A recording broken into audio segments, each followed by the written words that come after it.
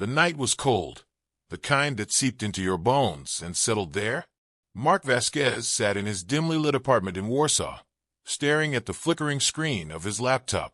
The crypto markets had been volatile, but that wasn't what was keeping him up. He was in trouble. Big trouble. Mark had built a small fortune trading Bitcoin. He had played the long game, buying low and selling high. But he had made one critical mistake. He had told his family, specifically his father and older half-brother, two men who had never given a damn about him unless they needed something. They needed something now. $500,000, to be exact. And they weren't asking. His phone buzzed. An unknown number. He ignored it, but the messages kept coming. Asterisk, we need to talk, Mark. You owe us, asterisk. Mark felt his pulse quicken. He had cut all ties with them years ago, blocked them on every platform, but somehow they had found him. He shut the laptop, paced the room, and tried to steady his breathing. Warsaw had been his escape, a new beginning, but trouble had a way of finding him. At first, it was just texts. Then came the calls. Then the threats. Asterisk, we know where you live. Don't make this harder than it has to be, asterisk. He had learned long ago that with men like Hector and Antonio, there was no reasoning. There was only survival. He double-checked the locks on his door, closed the blinds, and reached for the knife he kept under the couch. His paranoia had kept him safe all these years. He had trusted no one, confided in no one. But maybe, just maybe, he had underestimated his family's desperation. Back in Miami, Hector Vasquez paced his condo. The dim light of the city skyline barely illuminated his scowling face. Antonio sat across from him, rolling a cigarette between his fingers. He's ignoring us, Antonio muttered, lighting up. Little bastard thinks he's safe.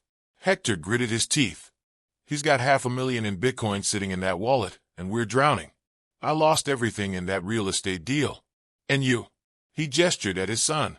You owe those people more than just money. Antonio took a long drag. I know a guy in Poland. Does dirty work, no questions asked. Hector raised an eyebrow. And? Antonio smirked. We don't ask Mark for the money. We take it. 3 days later, Mark was walking home from a late-night cafe when he felt it, eyes on him. The streets were quiet, but he knew better than to ignore his instincts. He quickened his pace, turning down an alley he knew well. A black van screeched to a halt behind him. Before he could react, he felt the sharp sting of a taser against his ribs. His vision blurred. His legs gave out. The last thing he heard was the sound of a van door slamming shut. Darkness swallowed him whole. When Mark woke up, his head throbbed, and his wrists burned from the tight ropes binding them to the arms of a metal chair. The room smelled of mold and damp concrete, with faint traces of cigarette smoke lingering in the air. A single bulb hung overhead, casting harsh shadows across the walls. A man stepped into view, his face obscured by a ski mask. He wore a leather jacket stained with oil and dirt, and his accent was unmistakably Polish. "Good morning, Mr. Vasquez," the man said, pulling out a laptop and setting it on a rickety table beside him. "Your family sent us greetings." Mark's stomach churned. His worst fears had come true. "What do you want?" Mark demanded, his voice hoarse. "Oh, nothing much," the man replied, smirking as he opened the laptop. On the screen was a familiar interface, a cryptocurrency wallet protected by multiple layers of encryption. "Just the password to this little treasure chest of yours. $50,000 worth of Bitcoin should cover our expenses, don't you think?" Mark shook his head defiantly. "You'll get nothing from me." The man shrugged, pulling a crowbar from behind his back. "Suit yourself." Pain exploded across Mark's knuckles as the crowbar connected with his fingers. He cried out, tears streaming down his face, but refused to give in. Over the next several hours, the torture escalated. Electric shocks, burns from a lighter, and relentless psychological manipulation. Each time, the kidnappers demanded the same thing, the password to his crypto wallet. Through it all, Mark clung to one thought. If he handed over the password, they would kill him anyway. This wasn't about the money. It was about control, about power, and Mark wasn't going to let them win. As the days dragged on, Mark began to notice patterns in his captor's behavior. One of them, a younger man with a nervous twitch, often left tools lying around after cleaning their weapons. Another seemed to enjoy drinking heavily during breaks, bragging about how easy the job would be once Mark broke. These cracks in their armor gave Mark hope. Somewhere deep inside, he knew he could turn the tables, if he played his cards right. For now, though, he endured. Every blow, every insult, every moment of agony became fuel for his resolve. Because if there was one thing Mark Vasquez excelled at, it was surviving. And survival required patience. Back in Miami, Hector Vasquez stood on the balcony of his beachfront condo, staring out at the glittering ocean. His hands trembled slightly as he gripped the railing, not from fear, but from barely contained rage. The sun was setting, painting the sky in hues of orange and pink, but Hector saw none of it. His mind was consumed by thoughts of the fortune his youngest son had amassed, a fortune that could have saved him from financial ruin. Hector wasn't always this way. Once upon a time, he'd been a hard-working man, building a modest life for himself and his family. But somewhere along the line, greed had taken hold, twisting his values until they were unrecognizable. He blamed the world for his misfortunes. The stock market crash that wiped out his savings, the real estate deal gone sour, the gambling debts that piled up like snow during winter. And now, here he was, reduced to scheming with his eldest son, Antonio, to extort money from Mark, the child he had once sworn to protect. Antonio sat in the living room, scrolling through his phone while sipping whiskey straight from the bottle. At 32, he was already balding, his face lined with stress and regret. Unlike Hector, who wore his desperation like armor, Antonio let it eat away at him from the inside. He owed money to dangerous people, loan sharks who didn't hesitate to break bones when payments were late. They had given him an ultimatum: pay up or suffer the consequences. "We can't keep waiting," Antonio said, his voice low and gravelly. "They're getting impatient." Hector turned around, his expression darkening. "Then what do you suggest? Begging?" "No," Antonio replied, slamming the bottle down on the coffee table. "We take it. We've already hired someone in Poland. All we need is for Mark to cooperate." Hector nodded slowly, though deep down, he knew it wouldn't be that simple. Mark wasn't stupid. If anything, he was smarter than both of them combined. Still, Hector couldn't help but feel a twisted sense of pride in his younger son's success. It was almost poetic irony that the boy who had always been the black sheep of the family now held the key to their salvation. Or so Hector liked to tell himself. In Warsaw, Mark's ordeal continued. His captors grew more aggressive with each passing day, their patience wearing thin. They threatened to cut off his fingers, one by one, if he refused to comply. They showed him pictures of his old neighborhood in Miami, reminding him that his father and brother knew exactly where to find him if he ever escaped. "You think your little Bitcoin empire makes you untouchable," one of them sneered, pressing a knife against Mark's cheek. "Let me tell you something, rich boy. You're nothing without us." Mark gritted his teeth, refusing to give them the satisfaction of seeing him break. But internally, he was calculating, analyzing every detail of his surroundings. The layout of the basement, the routines of his captors, even the faint sound of footsteps above them. All of it was information he could use to plan his escape. One evening, as the kidnappers argued over how much of the ransom they would keep for themselves, Mark noticed something unusual. A young woman, probably in her early 20s, entered the room, carrying a tray of food. She avoided eye contact with everyone, focusing solely on placing the tray on the table before hurrying back upstairs. It was only a fleeting moment, but it sparked something in Mark's mind. Who was she? Why did she seem so out of place among these hardened criminals? Could she be a weak link in their operation? Over the next few days, Mark observed her carefully. She brought meals twice a day, always avoiding direct interaction with the captors. Occasionally, she glanced at Mark with what looked like sympathy, though he couldn't be sure. One night, after delivering dinner, she lingered longer than usual, pretending to adjust a loose floorboard near the door. "Don't hurt him," she whispered under her breath, loud enough for Mark to hear, but soft enough for the others to miss. Mark's heart raced. Was she trying to help him? Or was this another trick? Either way, he decided to play along. When she returned the following morning, Mark spoke for the first time since his capture. "Thank you," he said softly, keeping his tone neutral. She froze, her eyes widening briefly before she recovered her composure. Without saying a word, she placed the tray on the table and left the room. But Mark noticed something different this time, a small piece of paper tucked beneath the plate. Once the kidnappers were distracted by their usual drinking session, Mark managed to retrieve the note. Written in shaky handwriting, it read, "Asterisk, there's a key hidden under the third step from the right. Use it tonight, asterisk." Hope surged within him, but Mark knew better than to act impulsively. If this was a trap, walking into it would mean certain death. Still, he couldn't ignore the opportunity.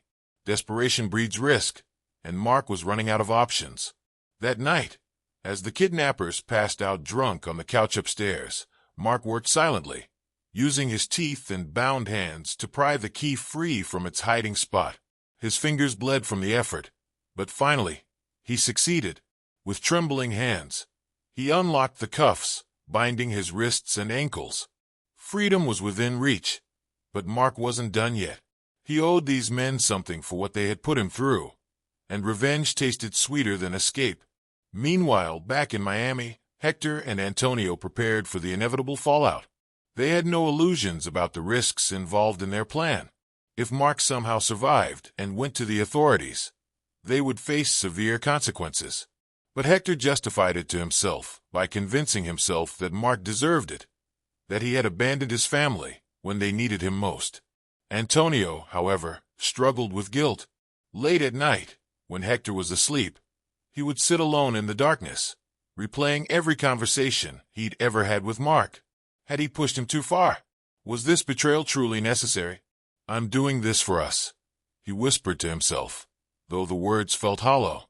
Little did either of them know, their carefully laid plans were about to unravel in ways neither could have anticipated. Mark moved silently through the dimly lit basement, his heart pounding in his chest like a war drum. The key had worked perfectly, freeing him from the chair that had been his prison for days. His hands were raw and bleeding from the struggle, but he ignored the pain, focusing instead on the task ahead. Every step was calculated, every movement deliberate. He couldn't afford to make a sound.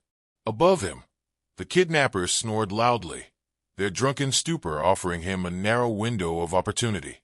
The room smelled of mold and damp concrete, with faint traces of cigarette smoke lingering in the air.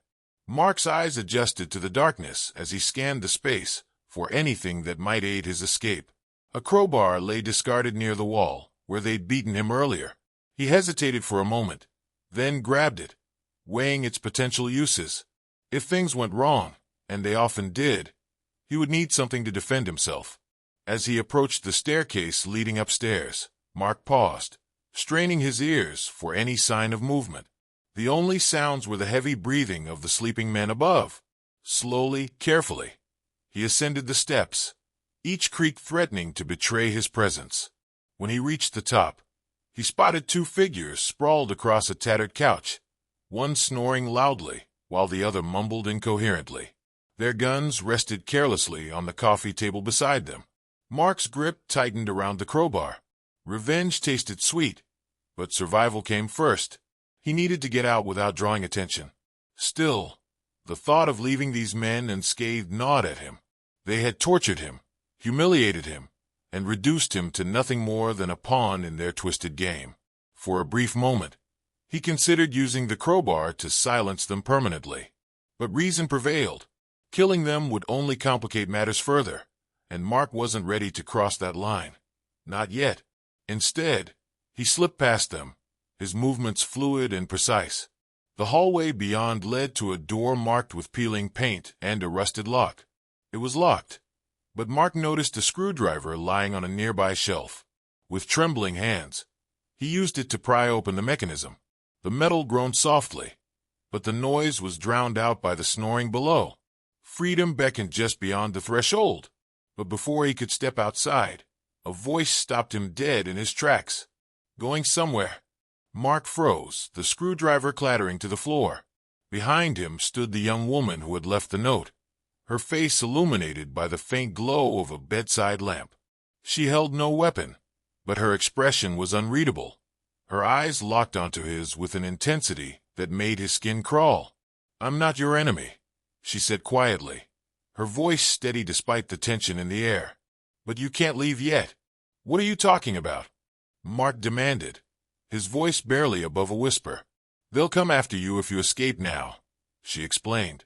"They've already told their boss back in Miami that you're cooperating. If you vanish, they'll send someone else, someone worse, to finish the job." Mark's mind raced. Was she telling the truth? Or was this another ploy to keep him captive? He studied her face, searching for any hint of deception, but found none. Her words carried weight, even if he didn't fully trust her intentions. "What do you want me to do?" he asked cautiously. She stepped closer, lowering her voice. "There's a safe in the living room. Inside is a USB drive containing evidence of everything. Their communications, their plans, all of it. Take it with you. Use it to expose them.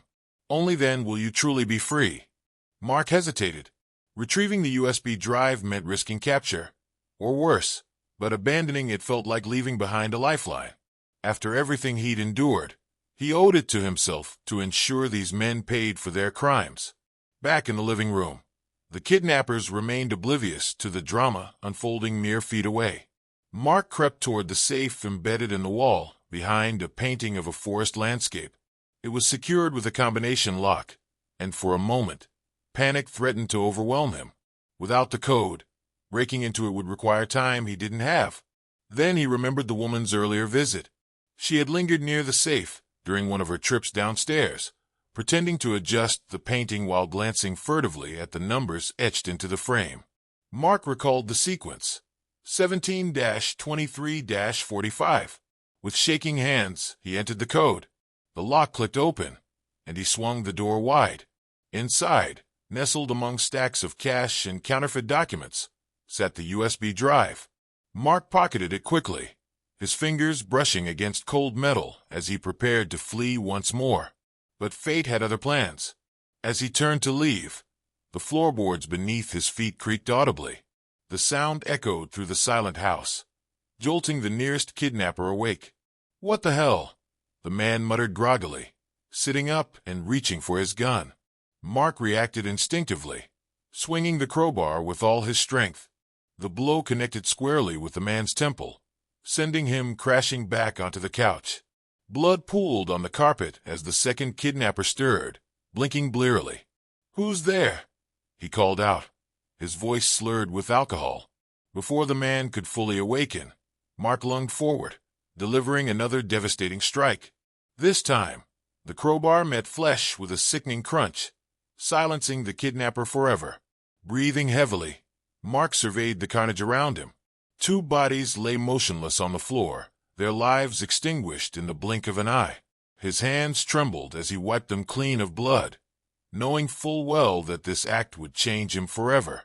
Above him, the young woman watched silently from the shadows, her expression unreadable. Whether she intended to help or hinder him remained unclear. But one thing was certain. Mark Vasquez was no longer the same man who had walked into this nightmare. And the worst was far from over. Mark staggered out into the cold night air, his chest heaving as adrenaline coursed through his veins. Behind him, the house loomed dark and silent, its windows reflecting the faint glow of streetlights. He had left two bodies inside, two men who had tortured him, reduced him to nothing more than a pawn in their game. But now they were gone, and so was he. The streets of Warsaw were quiet at this hour, the occasional car passing by without slowing down. Mark clutched the USB drive tightly in his pocket, feeling its weight like a lifeline. It contained evidence that could bring down not only his captors, but also those who had orchestrated this nightmare: his father, Hector, and his brother, Antonio. But freedom wasn't as sweet as he'd imagined. Every step felt heavier, every shadow darker. Mark knew they wouldn't stop here. If anything, his escape would only escalate the situation. His family had invested too much time, money, and effort into this scheme to let it fail. They would send more people, more dangerous people, to finish what these kidnappers had started. He needed help, but whom could he trust?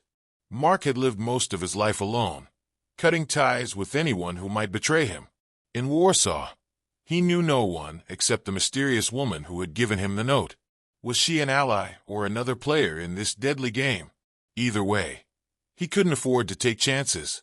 As he walked aimlessly through the city, trying to shake off any potential followers, Mark's mind raced. He needed to disappear completely, change his identity, and find a way to expose his family's crimes before they found him again. But first, he had to figure out how to use the information on the USB drive. Next morning, Mark checked into a cheap hotel under a false name, using cash to avoid leaving a digital trail. The room was small and dingy, but it offered temporary safety. Once inside, he booted up a disposable laptop he had purchased earlier, ensuring it was clean of malware and tracking software. With trembling fingers, he inserted the USB drive into the port. The contents revealed a treasure trove of incriminating evidence. Emails between Hector and Antonio detailing their plan, financial records showing wire transfers to the Polish kidnappers, even photos of Mark taken from social media accounts he thought he had deleted years ago. Everything pointed to one thing. His family had planned this meticulously, leaving no stone unturned in their quest for his fortune.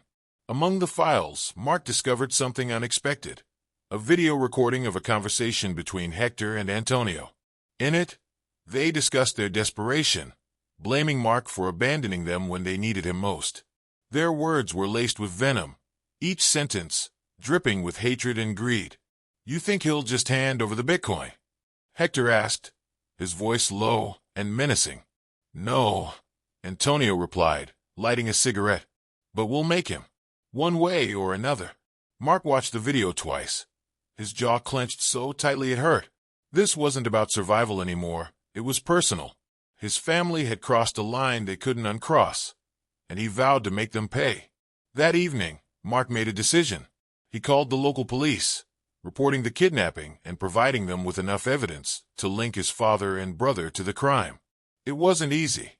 Explaining the situation required revealing details about his own past, including his success in cryptocurrency trading. But Mark understood that transparency was key if he wanted justice. "I'm willing to testify," he told the officer on the phone, his voice steady despite the turmoil within. "Just promise me one thing. When you arrest them, tell them I did this. Let them know I won't be silenced." After hanging up, Mark packed his few belongings and prepared to leave Warsaw once again. He had done everything he could to ensure his family faced consequences for their actions, but he couldn't stay in one place for long. The world was vast, and Mark intended to disappear into it, leaving behind the man he used to be. Meanwhile, back in Miami, Hector and Antonio received news of their failure. A call from the Polish kidnapper's boss confirmed that Mark had escaped, and worse, he had taken evidence with him. "This changes everything," Hector growled, pacing the length of his condo. "If he talks, we're finished." Antonio sank onto the couch, his face pale. "We need to act fast. Send someone else after him. Someone better." Hector shook his head. "No, not this time. We handle this ourselves. If anyone can track him down, it's us." They began making plans immediately, booking flights to Europe and gathering whatever resources they could muster. Neither man slept that night, consumed by thoughts of revenge and retribution. They had underestimated Mark once, but not again. This time, they would finish what they started. Mark boarded a train bound for Berlin, his mind racing with possibilities. He had escaped death, exposed HS family's crimes, and taken the first step toward reclaiming his life. But deep down, he knew this wasn't over. Hector and Antonio wouldn't stop until they had what they wanted, or until Mark was dead. And Mark Vasquez wasn't ready to die, not yet. Mark arrived in Berlin under the cover of dawn, his face hidden beneath a hooded jacket and sunglasses. The city buzzed with life, its streets filled with tourists snapping photos and locals rushing to work. For Mark, it was just another backdrop, a temporary refuge before the storm broke. He checked into another no-name hotel, paying cash and avoiding unnecessary interactions. The USB drive remained securely tucked away, a silent witness to the crimes that had shattered his world. For days, he monitored news outlets and social media platforms for any updates on his family's arrest. But nothing surfaced, not even whispers of an investigation. Vasquez told him something wasn't right. Had the police dropped the case? Or worse, had Hector and Antonio managed to cover their tracks? His paranoia deepened when he noticed a pattern. Men in dark suits lingering near his hotel entrance. Cars parked too long in the same spot. Shadows following him through crowded streets. At first, he dismissed them as coincidences, but soon, the signs became undeniable. His family had found him again. Hector and Antonio landed in Berlin 2 days later, their faces etched with determination. They had spent weeks piecing together Mark's movements, tracking his digital footprint despite his best efforts to erase it. Through connections in Europe, they hired private investigators and former military operatives to locate him. Money bought loyalty, and Hector wasn't afraid to spend what little he had left to bring his son to justice. Or rather, to extract the Bitcoin wallet password by any means necessary. "We'll find him," Antonio promised, his voice cold and calculating. "And this time, there won't be any mistakes." Hector nodded grimly. He thinks he can run forever, but blood always finds blood. Their arrival marked the beginning of the endgame. Mark knew he couldn't outrun them indefinitely. Every step he took brought him closer to confrontation. Instead of fleeing, he decided to fight back, but on his terms. Using encrypted messaging apps, he reached out to a contact he had made during his time in Warsaw, the mysterious woman who had helped him escape. Her name was Katarzyna, or Katia for short. "I need your help," Mark messaged her, keeping details vague. To his surprise, she responded almost immediately. "What do you want?" she asked cautiously. "A favor," Mark replied. "Something big." After some negotiation, Katia agreed to meet him in a secluded cafe on the outskirts of Berlin. When Mark arrived, she looked different. Her hair tied back, her usual nervous demeanor replaced by steely resolve. "You're playing a dangerous game," she said, sliding a small envelope across the table. Inside were fake IDs, cash, and a burner phone. "I know," Mark admitted, "but I don't have a choice. They'll never stop until they get what they came for, or until I'm dead." Katia studied him for a moment, then nodded. "Then let's make sure they regret coming after you." Together, they devised a plan. Mark would lead his father and brother into a trap, using their greed against them. The goal wasn't just revenge, it was closure. If everything went according to plan, Mark would finally sever all ties with the people who had betrayed him. The bait was simple yet effective. A fake email from a supposed cryptocurrency investor offering to buy Mark's remaining Bitcoin at an inflated price. All he needed to do was meet them at a specific location in Berlin to finalize the transaction. Of course, Mark ensured the email contained subtle clues that would attract Hector and Antonio's attention. It worked. Within hours, they intercepted the message and began preparing for the ambush. Their confidence grew as they planned every detail, convinced they were one step closer to reclaiming their fortune. What they didn't realize was that Mark was already waiting for them. The night of the confrontation arrived quickly. Mark chose an abandoned warehouse on the edge of town, its dim lighting and isolated location perfect for his purposes. Katia positioned herself nearby, armed with a camera and recording device to capture the entire event. When Hector and Antonio entered the warehouse, they found Mark standing alone, illuminated by a single flickering bulb. His posture was relaxed, but his eyes burned with intensity. "You really thought you could catch me?" Mark asked, his voice calm but laced with venom. Hector smirked, stepping forward. "We always catch what's ours, boy." Antonio raised a gun, pointing it directly at Mark's chest. "Give us the password, or we'll take it the hard way." Mark laughed, the sound echoing through the empty space. "You think I'd come here unarmed? You underestimate me as much as you always have." Before either man could react, lights flooded the room, revealing Katia and several other individuals holding weapons. Hector and Antonio froze, their bravado crumbling in the face of overwhelming odds. "This isn't over," Hector growled, though his voice lacked conviction. "Oh, it is," Mark countered, stepping closer. "You crossed a line when you tried to destroy me. Now it's my turn. With Kadia's help, Mark handed over evidence of his family's crimes to local authorities. Hector and Antonio were arrested on charges of attempted kidnapping, extortion, and conspiracy. As they were led away in handcuffs, Mark watched silently, feeling a strange mix of relief and emptiness. In the weeks that followed, Mark disappeared once again, this time without looking back. He changed his name, moved to a new country, and started fresh. The Bitcoin fortune remained untouched, a reminder of both his success and the cost of betrayal. Every so often, when he checked his balance, he remembered the blood spilled for it, and he reminded himself that some things were worth more than money, even family. But true peace eluded him. Deep down, Mark knew he carried scars that time couldn't heal. The lessons learned in Warsaw had reshaped him, turning him into someone stronger, wiser, and colder. And somewhere in the world, Hector and Antonio served their sentences, dreaming of vengeance. Their story might have ended, but Mark's journey was far from over. Because in the game of survival, trust is a luxury few can afford.